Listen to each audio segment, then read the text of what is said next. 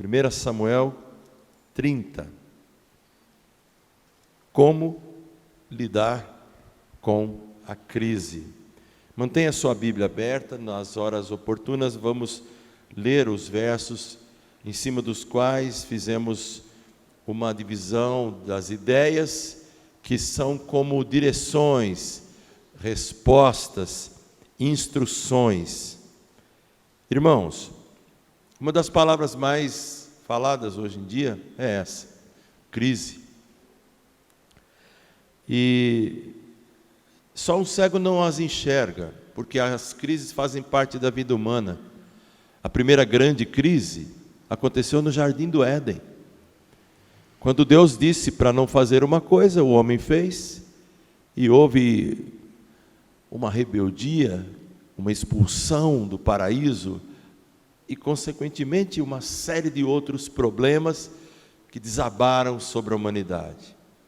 Teve uma outra grande crise quando Deus ficou tão insatisfeito e descontente com o ser humano, que Ele falou: eu vou destruir tudo, vou começar tudo outra vez. E Ele chamou um cidadão, e esse cidadão ficou solitariamente com os filhos 120 anos, fazendo um barco para colocar ali todos os animais. E a crise veio sobre o sistema ecológico da terra. Grandes mudanças aconteceram ali, naquele período de grandes cataclismas provenientes da própria inundação, da chuva e de tudo aquilo que durante muitos meses fizeram com que somente Noé e a sua família e os animais ficassem salvos e protegidos. O mundo antigo é repleto de crises. Uma crise que durou 430 anos, o povo de Israel no Egito. Uma crise que durou um pedaço de tempo, a libertação deles, mas desabou, uma destruição impressionante sobre o exército de Faraó. Saindo das coisas antigas, existem as crises. Uma criança, quando nasce, é uma crise. Ela está dentro da mãe, toda confortável, e de repente ela já sai, tem que chorar, tem que berrar, tem que pedir comida, tem que mamar, tem que ser cuidada. É uma crise. Os pais que estavam na boa, fico imaginando ali o Giovanni e a Clarinha, né? Adolescentes numa boa. Agora tivemos uma conversa muito séria na sexta-feira, enquadrei os dois lá com o pai e a mãe, falei: agora, meus, vocês têm que se virar, porque fizeram o negócio, agora tem que cuidar do negócio, e o negócio cresce, e depois vai ficar mais difícil, vocês vão ter que abrir mão de lazer, de muitas coisas. É crise. A gente ouve falar crise no Oriente Médio, crise de abastecimento, crise dos 40, crise na igreja, crise da aposentadoria. Como é que eu vou fazer para pagar o seguro-saúde depois que eu aposentar? Nós ouvimos essa história hoje. Seguro de saúde do seu Gils ficou insustentável. Quando eu ouvi meu cunhado falar que entre ele, a minha irmã e a minha sobrinha, eles pagam R$3.500 de seguro-saúde, eu falei: estou morto, vou entrar no SUS. É crise entrar nesse sistema, é complicado. Nós sabemos o que é crise por esse aspecto. Mas quando a gente vai na etimologia e volta lá atrás para entender o significado original da palavra crise, não era esse. Dramas, problemas, complexidades. Os dicionários falam que da palavra crises no grego vem a necessidade de agir. Crise, então, é a faculdade, a sabedoria para discernir, para tomar uma decisão sábia. Na língua chinesa, muitos preletores e estudiosos falam que existe lá uma palavra para crise, Wei-ji, são 5 letras, W-E-I-G-I, são 2 diagramas, 2 desenhos. Wei, separadamente, significa perigo, e Ji significa oportunidade. Então muitas pessoas entendem que crise é uma época de perigo, mas também é uma época que apresenta oportunidade, sem as quais nós não tomaríamos determinadas atitudes. É impressionante, meus irmãos, como perigo e oportunidade fazem parte da vida humana. E quando a crise é violenta, as pessoas fortes tiram da crise soluções que podem abençoar não só a vida delas, mas a vida de muitas outras pessoas. Eu fiz uma anotação aqui do Gary Collins, que é um psiquiatra, psicólogo cristão. Ele disse o seguinte: existem algumas crises. A primeira que ele fala são as crises ocasionais, situacionais, acidentais, aquelas que surgem de maneira repentina, ameaçando a nossa suposta estabilidade. Então, as crises ocasionais, um acidente, uma doença, um desemprego, uma porta fechada, uma repetência na faculdade, um amor que foi embora, uma desilusão. Essas são as crises acidentais, situacionais. Eu vou colocar minha colinha aqui embaixo. Depois ele fala as crises do desenvolvimento. Crescer é crise, é crítico. Todo crescimento, o físico, o empresarial, o crescimento espiritual também enfrenta crises. Quem nunca orava passa a orar mais. Quem tinha uma visão equivocada e pequena e tacanha de Deus passa a ter uma visão muito mais ampla. Lembrem-se de Jó. Eu te conhecia de um jeito só de ouvir, mas agora eu te enxergo de uma forma muito mais nítida, muito mais profunda. Crise também não é só a acidental, mas é a crise do desenvolvimento. E tem a crise, segundo Gary Collins, existencial.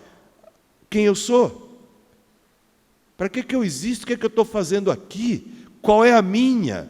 Por que eu faço o que faço? Penso desse jeito? Vou naquela igreja? Qual o sentido disso tudo? Por que eu trabalho nesse lugar? Por que eu pago aquela conta? Por que eu estudo naquela escola? Por que eu casei com essa pessoa? Por que eu tenho este filho? Irmãos, a crise existencial às vezes deprime, joga a pessoa no buraco, mas de repente levanta um ser bem resolvido, humanamente estável, espiritualmente abençoador, lúcido. Então, quando a gente olha para esse texto, a gente começa a perceber, e antes de entrar direto nele, me veio à mente um pensamento que eu até anotei aqui, do Albert Einstein, que eu achei brilhante, porque quando você fala de coisas complexas como crise, por exemplo, você tem que recorrer a quem pensou e quem disse o que sobre esse assunto. E olha essa frase brilhante. Aliás, não é uma frase, é uma sentença ampla, porém verdadeiramente profunda. Olha o que ele diz. Albert Einstein não é um qualquer. Olha o que ele disse: não pretendemos que as coisas mudem se sempre fazemos o mesmo. Vou repetir a primeira frase. Não pretendemos que as coisas mudem se sempre fazemos o mesmo. A crise, segundo Albert Einstein, é a melhor bênção que pode ocorrer com as pessoas, com os países, porque a crise traz progressos. A criatividade nasce da angústia, como o dia nasce da noite escura. É na crise que nascem as invenções, os descobrimentos e as grandes estratégias. Quem supera a crise, supera a si mesmo, sem ficar superado. Brilhante frase. Quem atribui à crise, quem culpa a crise por seus fracassos e penúrias, violenta seu próprio talento e respeita mais os problemas do que as próprias soluções. A verdadeira crise é a crise da incompetência. Sem crise não há desafios. Sem desafios, a vida é uma rotina, uma lenta agonia. Sem crise não há mérito. É na crise que se aflora o melhor de cada um. Lembrem-se, essa igreja já passou por crise? Ué? E como, não é, Zuleima? Ainda sofre reflexos de uma crise antiga, de uma crise recente. E aí, vamos parar? Vamos negar? Vamos fechar as portas? Vamos dizer, acabou, eu não creio mais, eu não prego mais, eu não canto mais, eu não me consagro mais. É essa a escapatória? Não.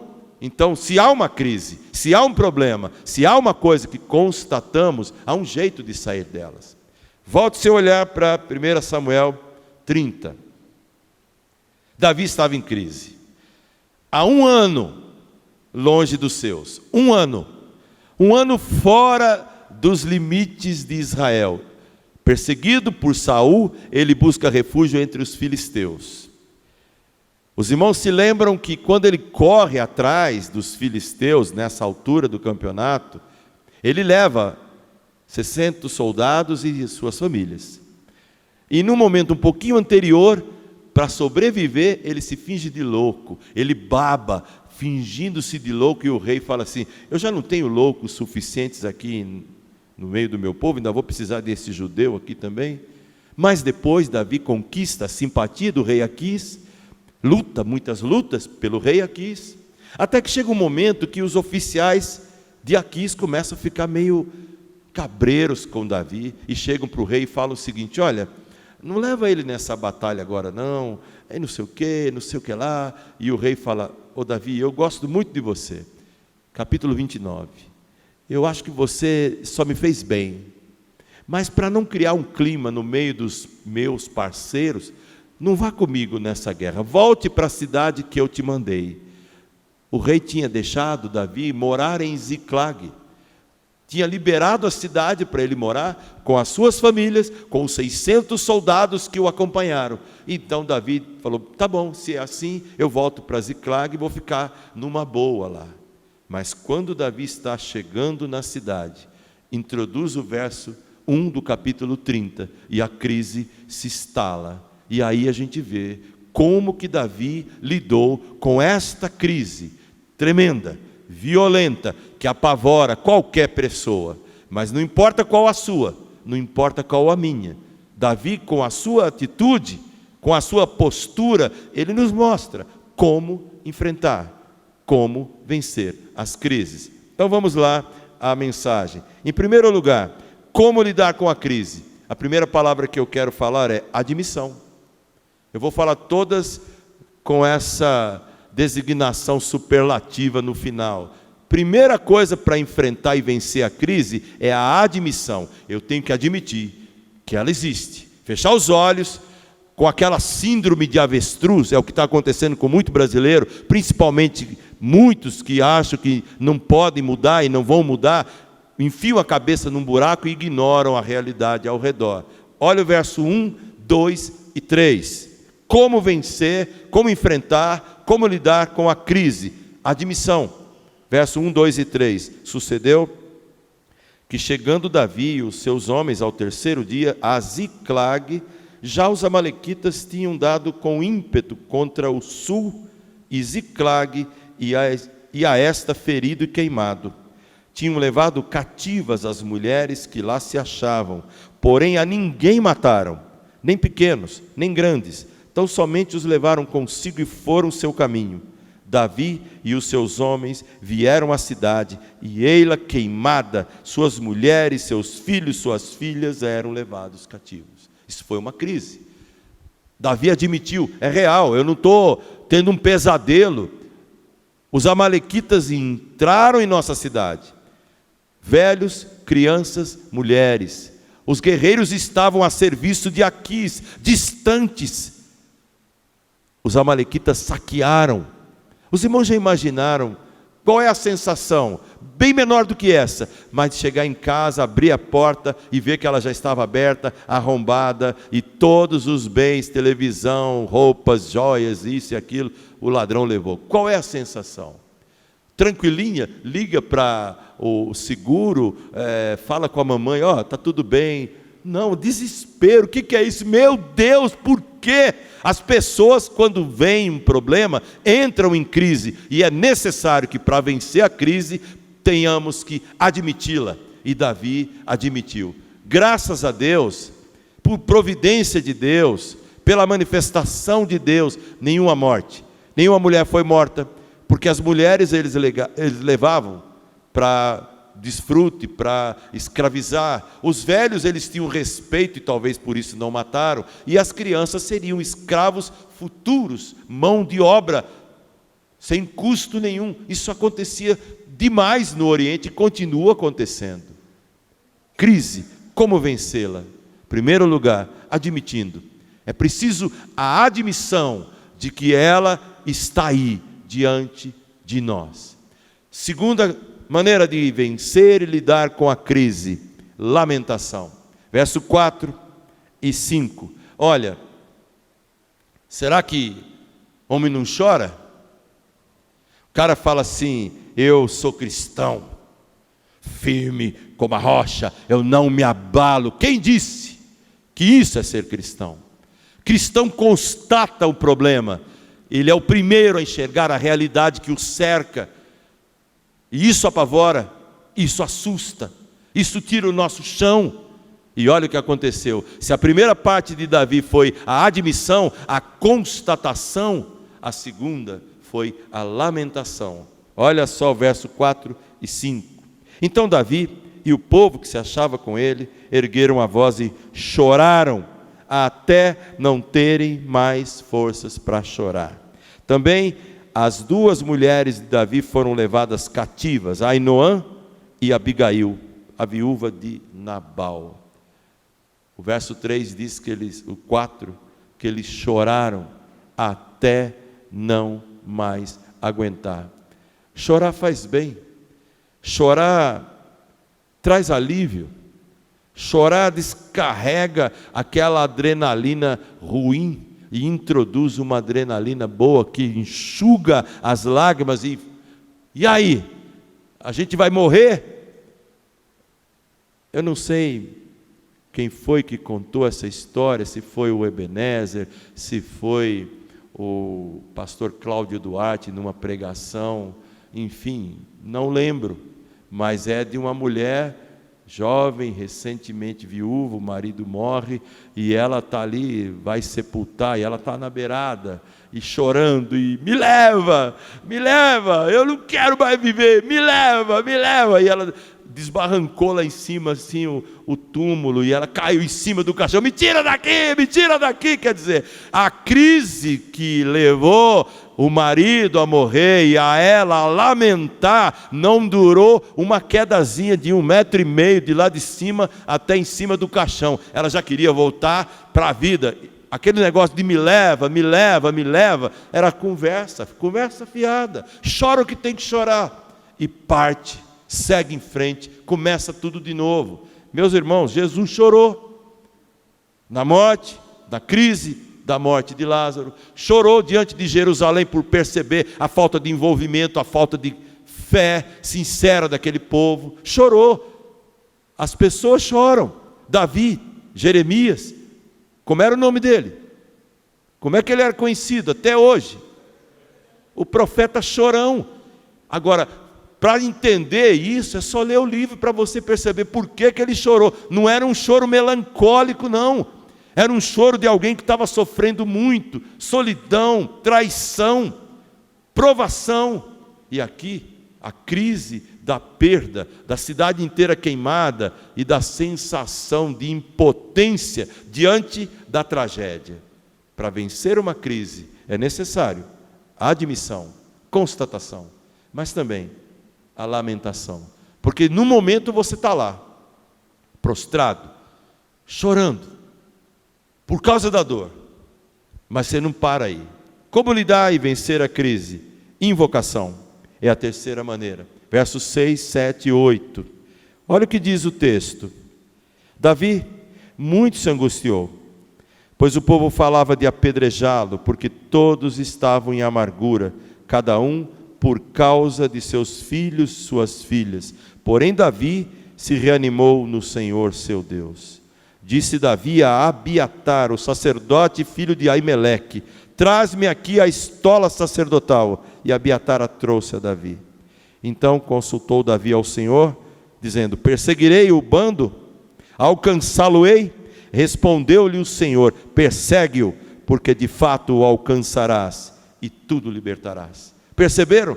Depois da admissão, depois da lamentação, aí veio a invocação, ou seja, clamar a quem tem competência e poder para dizer: eu faço o que, Senhor? Como eu saio desta?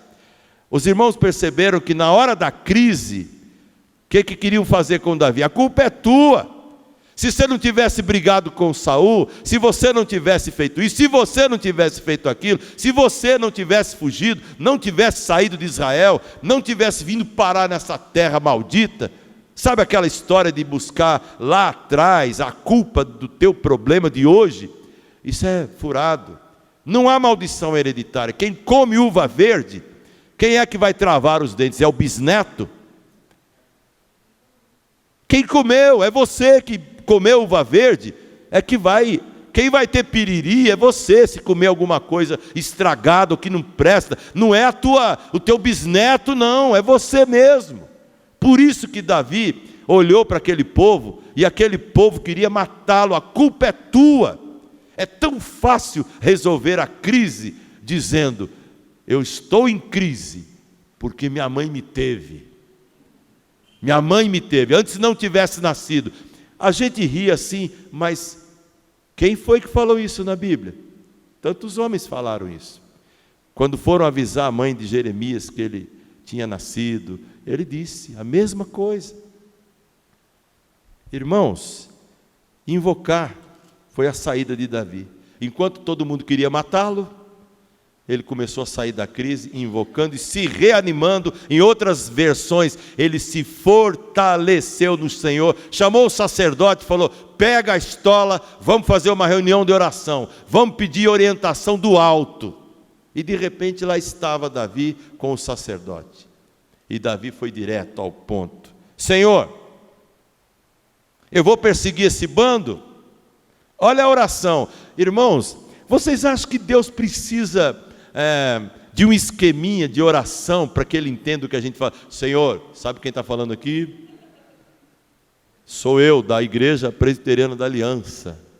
Sou eu, Senhor. Meu RG é tal, não vou falar porque senão alguém ouve, aí está gravado, depois vai querer usar para outras coisas. Davi chegou e disse, Senhor, eu vou perseguir o bando, eu vou alcançá-lo. Ele foi direto, ele não ficou falando, Senhor, eu lamento, Abigail foi levada, Ainoá foi levada, os caras querem me matar, pereré. Ele falou, Senhor, eu vou ou não vou? Eu alcanço ou não alcanço? Eu vou atrás ou não? Para resolvermos a crise, precisamos invocar e pedir, Deus, eu faço o quê? Como é que eu saio desse enrosco? Que às vezes eu mesmo criei. Às vezes você mesmo criou esse enrosco. E Davi invocou, e a Bíblia diz, ele se reanimou. E tem hora que é isso que tem que acontecer com a gente. Eu me lembro de uma história contada nos livros de ilustração, falando a respeito da crise do incêndio que exterminou Chicago no século XIX. E muitos cristãos perderam seus bens e tudo mais. E diz a história que uma casa especificamente, que vendia móveis e outras coisas mais, pertencia a um cristão. E quando ele foi lá e começou a chorar e lamentar toda aquela desgraça, a mulher dele chegou do lado, pôs a mão no ombro, pegou um pedaço de carvão, uma madeira que sobrou meio intacta, bateu um prego ali, fincou no meio do incêndio com a seguinte frase escrita a carvão: reabriremos amanhã. Sabe o que é isso? É a capacidade de olhar para a crise, invocar a Deus e se fortalecer em Deus e falar, como diz a música que a gente canta, um sambinha antigo.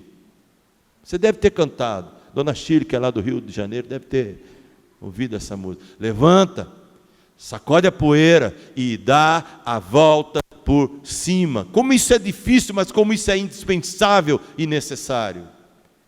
Como lidar com a crise? Admissão, lamentação, invocação, mas também ação. Do verso 9 ao 14 é o que acontece.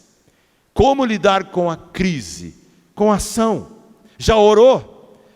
Deus já falou, vai alcançar? Levanta e começa a correr. Olha, acompanha a leitura aí. Partiu, pois, Davi. Os irmãos percebem o que isso significa? Ele não ficou ali pensando muito, porque na hora da crise, se você falar, mas será que dá? Que nem falei assim, vamos cantar o Aleluia de Handel? Eu já mandei um vídeo de um coral virtual que é um troço assim tremendo. Eu falei, isso aqui é só aperitivo, para a gente já pegar um baita de um exemplo lá de cima e falar, a gente pode? Pode. Quem cantou a primeira vez, será que foi um coral de 300 vozes quando Handel compôs o hino? Duvido. Então um coral de 10, de 8, pode cantar qualquer coisa. Isso não é ser metido, não. Se for, que Deus nos perdoe, que Deus nos ajude, mas é necessário ação. E Davi partiu, ele, olha que interessante, e os 600 homens que com ele se achavam, chegaram ao ribeiro de Besor, onde os retardatários ficaram. Interessante, tinha 600, olha o que acontece agora, vai até o 14, Davi porém, verso 10, e 400 homens continuaram a perseguição, pois que 200 ficaram para trás, por não poderem, de cansados que estavam, passar o ribeiro de Besor. Acharam no campo um homem egípcio, e o trouxeram a Davi. Deram-lhe pão, e comeu, deram-lhe a beber água, deram-lhe também um pedaço de pasta de figos secos, 2 cachos de passas, e comeu. Recobrou então o alento, pois havia 3 dias e noites que não comia nem bebia água. Então lhe perguntou Davi, de quem és tu? De onde você vem? E o moço respondeu, eu sou egípcio, eu sou servo de um amalequita, e meu senhor me deixou aqui porque adoeci há 3 dias. Nós demos com ímpeto contra a banda do sul dos Queretitas, contra o território de Judá, contra a banda do sul de Calebe, e pusemos fogo em Ziclag. Perceberam? Aqui está uma ação. Davi saiu em ação, 600 homens, no meio do caminho, 200 ficaram para trás, porque faltou fôlego, faltou pique. Vocês têm que guardar isso, porque no final da mensagem tem um porquê esses 200 homens ficaram retidos ali. Mas a ação estava concretizada. Davi saiu, e para vencer crise não é possível ficar, Senhor, só eu fiquei, só sobrou eu em Israel, só eu sou fiel, só eu amo o coral, só eu gosto do louvor da igreja, só eu oro pelo pastor, só eu não vou abandonar essa igreja. Lembra que teve um camarada que falou isso aí para Jesus, todo mundo vai te abandonar, menos eu. Quem sempre fica batendo, é o primeiro que vai falar, Senhor, está difícil, eu vou para outra igreja, está tudo prontinho, eu fico só assistindo, onde tem muita coisa para fazer, não conta comigo. Irmãos, aqui está Davi com 400 homens, 200 ficaram parados, e de repente aparece um moribundo, e Davi deu comida, Davi deu uva, Davi deu figos, Davi deu água. Quem é você? E ele disse, eu sou um egípcio, fui deixado para trás para morrer, mas eu faço parte do bando de amalequitas que saqueou a cidade de Ziclag. Eu faço parte daquele bando. Isso aqui foi o começo da ação. Na verdade, se Davi não tivesse saído, ele não teria encontrado esse camarada, ele não poderia ter sequer uma direção, para onde eu vou, como é que eu faço? Quando a gente sai, meus irmãos, do casulo e entra no caminho, alguma solução Deus vai mostrar. Agora, quando a gente fica sentado no apartamento, com a boca escancarada, cheia de dentes, esperando a morte chegar, aí não tem jeito, é fundo demais o poço. Como lidar com a crise e vencê-la? Admissão, é preciso admitir. Lamentação, é preciso chorar. Invocação, é preciso orar e clamar a Deus. A ação, é preciso agir, sair da passividade, sair do lugar onde estamos e correr em qualquer direção, e Deus mostrará. A outra coisa que é importante para lidar com a crise, orientação. Versículos 15 e 16. Olha o que diz o texto. Disse Davi àquele homem, poderias descendo guiar-me a esse bando? Davi era um estrategista, era um líder esperto. Ele olha aquele cara, tá bonzinho? Ele olha, tá bonzinho, gostou da uva? A aguinha está fresquinha? Você pode me levar até onde está essa turma que acabou com a minha família, que levou a minha família presa? O camarada fala assim, jura por Deus que você não vai me matar nem me entregar na mão do meu senhor, e eu descerei e te guiarei. Isso aqui dá até para a gente imaginar, né, que se fosse Davi fazer que nem muita gente, eu juro, bota os dedinhos na mão e promete que não vai me entregar. Olha o que aconteceu no verso 16: e descendo, aquele egípcio guiou os 400 homens, eis que estavam espalhados sobre toda a região, comendo, bebendo, fazendo festa, por todo aquele grande despojo que tomaram da terra dos filisteus e da terra de Judá. Como vencer a crise? Tem que ter uma orientação, tem que ter uma direção, e Deus prepara. Deus não preparou até uma cama do lado do banheiro para o camarada, lá no hospital, para ele não ter que andar tanto para poder chegar e fazer as necessidades? Já imaginou a dificuldade de levantar de uma cama de hospital, que é baixinha, quase rente ao chão, difícil, é um lugar ruim para dormir? Mas a orientação veio na pessoa de um jovem que estava à beira da morte. Deus tem seus meios. Quando a gente lida com uma crise e ora, e confia, e age, e parte, e fala: Senhor, vai comigo, Ele vai e orienta, e mostra saídas onde a gente não vê absolutamente nada. Como lidar com a crise? Libertação.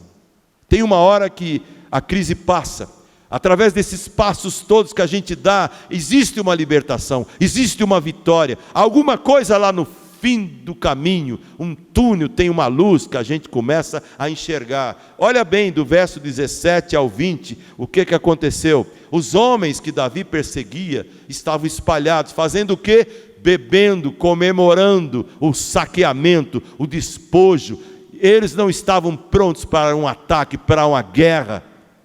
O inimigo ataca, faz miséria, mas ele não está pronto para o contra-ataque, para a reação. Até Satanás, meus irmãos, sabe o que a Bíblia diz?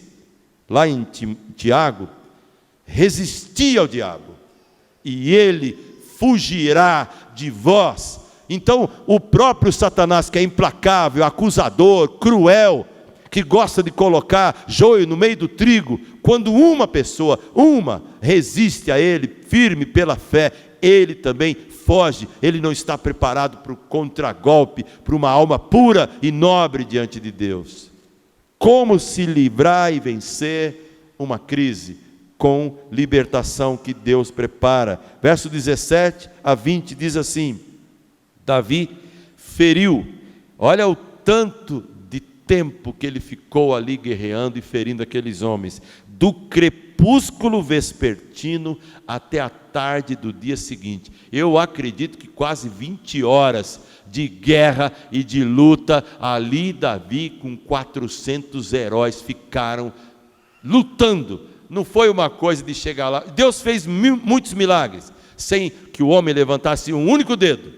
Mas ele também fez muitos milagres com cristãos lutando e dando a sua vida para que outros pudessem viver num conforto maior. 400 guerreiros lutando ali. Versículo de número 17. 400 homens. E alguns ainda conseguiram fugir, montado em quê? Em camelos. Assim Davi salvou tudo quanto haviam tomado os amalequitas. Salvou as suas mulheres, não lhes faltou coisa alguma, nem pequena, nem grande, nem os filhos, nem as filhas, nem o despojo, nada do que lhes haviam tomado, tudo Davi tornou a trazer. Também tomou Davi as ovelhas, o gado, e levaram diante de Davi e diziam: este é o despojo de Davi. Como vencer uma crise? Com a esperança de que a libertação virá. Porque se a gente luta à toa, sem sonhar com a vitória, 1 Coríntios 15, 58 fala: irmãos, sede firmes, inabaláveis e abundantes na obra do Senhor, sabendo que no Senhor o vosso trabalho não é vão. Quando você olha para a sua igreja, você não fica contente com os bancos vazios, mas fica contente com aqueles que são presentes, crendo que um dia os bancos poderão estar cheios, se aqueles que ocupam as vagas que estão agora aqui, fizerem a sua parte, fizerem a sua obra, derem o seu testemunho, levarem o seu folheto, compartilharem a sua fé, sabedores de que Deus multiplica a boa semente. É certa a colheita, ela há de vir. Por isso Davi foi lá e libertou. A crise começa a ser vencida aí, quando a libertação, o alívio, ocupa o espaço da angústia que antes fazia doer, fazia aqueles homens chorarem. Como lidar com a crise? Em último lugar, coparticipação. Ou uma palavra que não é neologismo, mas eu vou falar compartilhação. E a Shirley vai perguntar, essa palavra existe? Existe. Não é muito usual, mas eu prefiro então coparticipação. Veja, irmãos, os despojos, tudo, nenhuma pessoa morreu, nenhum filho morreu, nenhuma mulher morreu, nenhuma pessoa, nenhum bem, estava tudo ali, de novo, na mão de Davi. E a bênção de lidar com uma crise pós-libertação é a coparticipação. É quando você compartilha com as pessoas o fruto da vitória que Deus te deu. E por que eu falei que vocês tinham que guardar aqueles 200 que ficaram lá atrás, cuidando da bagagem? Quando acontece a vitória, quando acontece o despojo, era muito comum pegar o patrimônio do povo conquistado para abençoar a vida do povo conquistador. Só que aconteceu aqui o seguinte, alguns homens de Davi falaram, espera aí, nós vamos dividir com aqueles 200 que ficaram lá atrás, é só nosso, é só nós, é nós aqui, nós ganhamos, nós lutemos e sei lá o que, ninguém queria dividir. Nenhuma vitória abençoada por Deus é egoísta. As vitórias, as libertações que Deus nos dá, elas têm que ser compartilhadas. Olha o que aconteceu. Chegando Davi, verso 21, aos 200 homens, que de cansados que estavam não o puderam seguir, e ficaram no ribeiro de Besor, estes saíram ao encontro de Davi e do povo que vinha com ele. Davi, aproximando-se, os saudou cordialmente. Então, agora vem a pior parte. Todos os maus, os filhos de Belial, dentre os homens que tinham ido com Davi, responderam e disseram, visto que não foram conosco, não lhes daremos do despojo que salvamos. Cada um, porém, leve sua mulher e seus filhos e se vá embora. Os irmãos imaginaram, os 600 já eram foragidos de Jerusalém, de Israel. Estavam sendo perseguidos por Saul. Agora eles saem dali, 200, com a mão na frente e outra atrás, só com as mulheres, sem nada, sem a chefia e o comando de Davi, só porque 400 egoístas queriam o pedaço do bolo só para eles. Se Deus abençoar a igreja e a vitória vier, o que a gente vai fazer? Chamar a turma que sempre trabalhou, botar aqui na frente e falar, honrar o mérito para você, honrar o mérito para você. Para você, vai embora, vá para o inferno, porque você não ajudou. Isso não é cristão de jeito nenhum. Aqui estão 400 batalhadores que pensaram, nós conseguimos, nós é que somos, nós. E Davi disse cordialmente, eles e nós, não apenas nós. E o texto diz isso aqui, ó. Davi, no versículo 23, disse assim, não fareis assim, irmãos meus, com o que nos deu o Senhor que nos guardou, o Senhor que entregou todo esse bando em nossas mãos. Verso 24, quem vos daria ouvidos nisso? Porque qual é a parte dos que desceram a peleja? Tal será a parte dos que ficaram com a bagagem, receberão partes iguais. E Davi fez mais, ele não deu só para aqueles 200, ele mandou e foi distribuindo para todas as pessoas que nem ficaram ali. É só ler o restante do texto. Como é que se vence uma crise, irmãos? Seja ela crise numa família, seja ela crise numa igreja, seja ela crise num país. Como se vence? Primeiro temos que admitir, ela existe, ela é assustadora. Depois nós temos que chorar e lamentar a culpa que às vezes temos quando algumas coisas saem do controle e geram crise em nossa vida. Depois nós temos que invocar e pedir que Deus nos reanime outra vez. Depois, nós temos que sair da apatia e do comodismo e falar: Senhor, eis-me aqui, envia-me a mim, eu faço aquilo que é da minha parte. E como será feito se não for por você? Tem obra que é você que tem que fazer, não eu.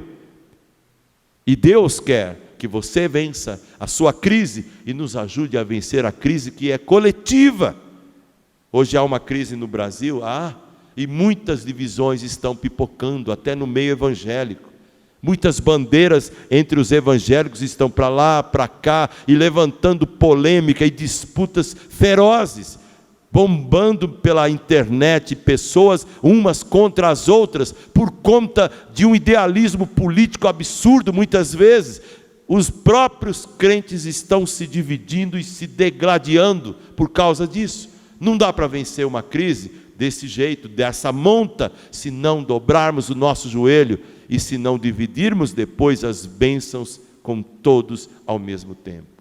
Eu quero concluir dizendo o seguinte: toda crise é uma oportunidade para a gente aprender que Deus é poderoso para nos libertar, como Ele fez com o povo de Israel. Fui eu que tirei vocês do Egito. E quando Deus fala isso em Deuteronômio, Ele diz o seguinte: quando você estiver lá no Egito, sair do Egito e entrar na terra prometida, nunca diga que foi a força do seu braço quem conseguiu, antes te lembrarás do Senhor. Qual é a crise que você está enfrentando? Qual é a crise que você admite na sua igreja, na sua existência, na sua família, no seu país? Invoque a Deus e coloque a sua vida nas mãos de Deus e peça: Senhor, usa a mim de alguma maneira para ser o teu instrumento, porque o Senhor é aquele que faz de cada um de nós mais do que vencedores por meio de Jesus Cristo. Assim, com essa crença, dá para vencer crises, sejam elas ocasionais, circunstanciais, pessoais, coletivas, familiares, seja o tipo de crise financeira, seja o tipo de crise que for. Agindo como Davi agiu, poderemos ser mais que vencedores. E quando a vitória vier, compartilhe e diga: o Senhor foi conosco, por isso nós vencemos. Que Deus te abençoe e que Deus te fortaleça nessa caminhada. Amém.